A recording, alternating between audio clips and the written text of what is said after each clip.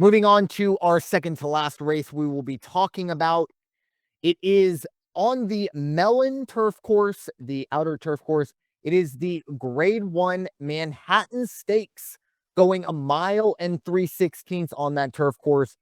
Purse of a cool $1 million. This is for 4-year-olds and up.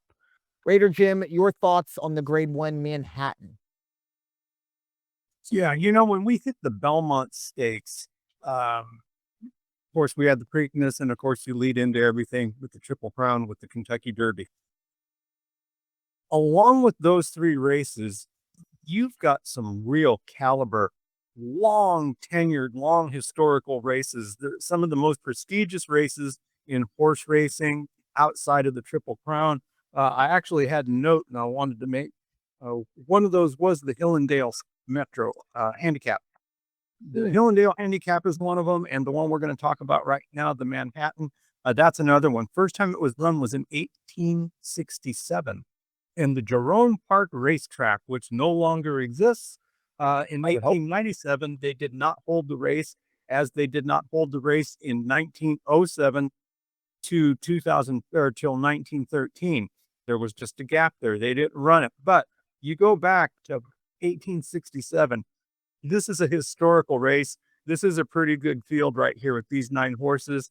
There is a morning line favorite right now, and that is the 6-horse Spirit of St. Louis, but that's not my favorite. My favorite is going to be running out of the outside on the 9 spot, Bridge. Let me tell you, that this horse is amazing. You go back to its last 5 races, did run in the Breeders' Cup and did not run well. Actually, I think came in last in the pack maybe in the Breeders' Cup race. But you go to the 4 races before and after that, you've got winner circle for a G2, a G3, a G1, a G1. This horse is made for the big money and the big stakes races like this. Look for Farbridge at 3-1. It's not the best value, but you're probably going to cash in with that. I do like Spirit of St. Louis. I just don't think Spirit of St. Louis is going to win this one. Also like Integration. Integration's going to, I think, put in a real good performance out there. And if I'm not mistaken, I got to pull this up real quick. Excuse me while I hit click. Yes, indeed. How about that? Who's riding that horse? Flavien Prat. Anytime you put Flavien Prat on a horse, I'm going to give it a look. Claude McCoffey III is the trainer on this horse. You got a good combination there. Has only gotten 2 places out of 3 starts this year. But that could change, and it could very well change this coming Saturday. I'm going to go back to the lineup. There we go. So I had Farbridge. I have Spirit of St. Louis. I have Integration. The other one I like out there, and this is a real iffy call, but the 5-horse Deterministic. Deterministic, decent speed, winner circle the last time out, little inconsistent. But still, I think has what it takes to at least finish in the money. Yeah, and this is kind of aforementioned. You mentioned Farbridge and Deterministic. Those are both going to be Miguel Clement trained horses. So I had both of them down.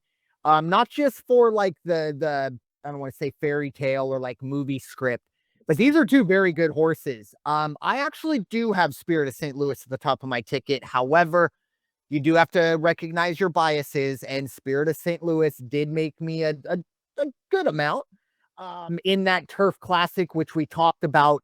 I want to say when we were talking about the Derby, I think that was on Derby Day, actually. Or no, maybe it was after I'm not sure. It's been a long day. Anyways, but we did talk about Spirit of St. Louis earlier this year, and it got me in that winner circle. I really do like this horse.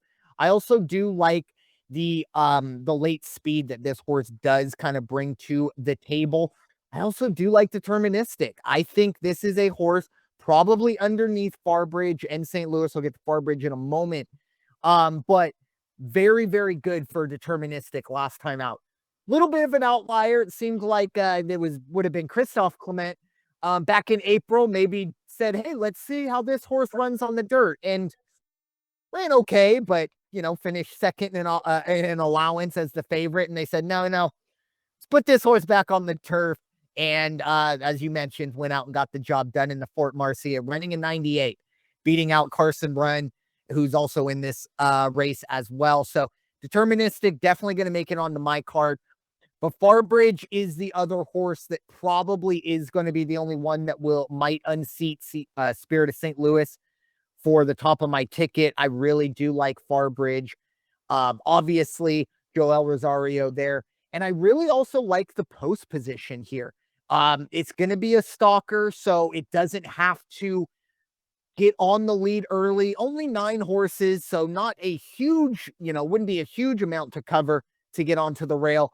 But I think Farbridge, Joel Rosario, they're going to be perfectly fine, just kind of sitting, chilling, stalking, and getting that late speed. Do not be worried if you see Farbridge kind of back of the pack halfway through this race.